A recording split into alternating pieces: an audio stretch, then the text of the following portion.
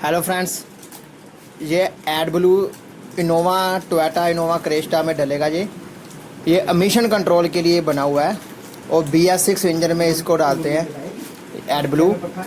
और इस ये सीधे शब्दों में कहे तो नॉक्स गैस को कंट्रोल करता है ये नाइट्रोजन ऑक्साइड जो है वो एग्जॉस्ट फ्लूइड है। ये इसमें डलेगा नाइट्रोजन एग्जॉस्ट फ्लूइड को जो है वो कंट्रोल करता है। ये एमिशन के लिए बना हुआ है ये 10,000 किलो 5 लीटर समथिंग पड़ जाता है।